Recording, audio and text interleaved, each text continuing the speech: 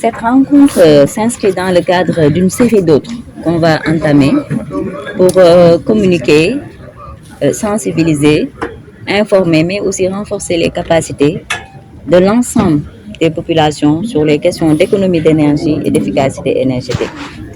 L'objectif visé, c'est de leur donner toutes les informations nécessaires qui leur permettront de pouvoir réduire leur consommation énergétique et par là aussi réduire leurs dépenses d'électricité.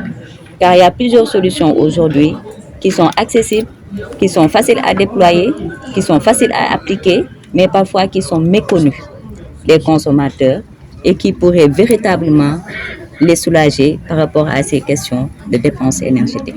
Que ce soit en milieu rural ou en milieu urbain, les interventions de l'Agence pour l'économie et la maîtrise de l'énergie, ainsi que les solutions en matière de rationalisation des consommations énergétiques, que ce soit des solutions technologiques ou comportementales, sont adaptées. Quelle que soit la nature des équipements ou bien de l'usage qu'on fait de l'énergie aujourd'hui, il y a des possibilités de mieux contenir le niveau de consommation. Donc, en milieu rural, il y a plusieurs problématiques. Ce n'est pas seulement la problématique de comment gérer l'énergie qu'on a déjà, mais c'est aussi la problématique d'avoir cette énergie. Et donc, par rapport à la problématique d'avoir cette énergie, nous, dans notre approche et dans nos interventions, il y a les solutions aussi alternatives qui permettent aujourd'hui, en l'absence d'accès au réseau conventionnel, avec les solutions d'énergie renouvelable et d'énergie alternative, que les populations puissent également satisfaire leurs besoins énergétiques. D'abord, par rapport aux équipements qui consomment beaucoup d'énergie et qui sont la plupart du temps aussi caractéristiques des équipements de seconde main, aujourd'hui, l'AM travaille sur la mise en place de mesures d'accompagnement. Il y a des programmes spécialement dédiés à cela, qui sont des mesures d'accompagnement. Parce qu'aujourd'hui, même s'il y a un cadre sur lequel, de manière générale, nous travaillons pour que ces équipements tendent à disparaître du marché national, il faut également mettre en place des dispositions pour accompagner les populations.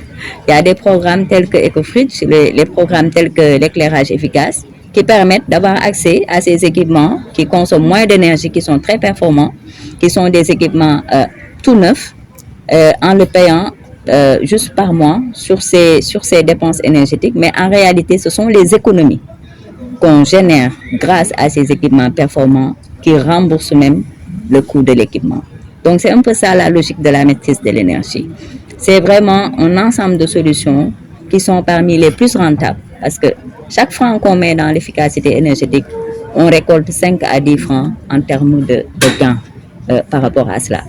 Et donc, parallèlement, il y a aussi le travail, même si aujourd'hui, on met en place des mesures d'accompagnement pour préparer les populations, pour préparer le marché à changer vers des équipements efficaces et vers aussi la limitation des importations d'équipements de seconde main. Il y a aussi le contrôle qualité qui doit être assuré pour qu'on soit sûr que les équipements que les ménages, que les populations utilisent également répondent à toutes les normes de performance énergétique, de sécurité quand on les déploie au niveau national. Et par rapport à cela, il y a des laboratoires de contrôle qualité qui sont en train d'être mis en place en partenariat aussi avec d'autres acteurs, dont certains même sont déjà fonctionnels.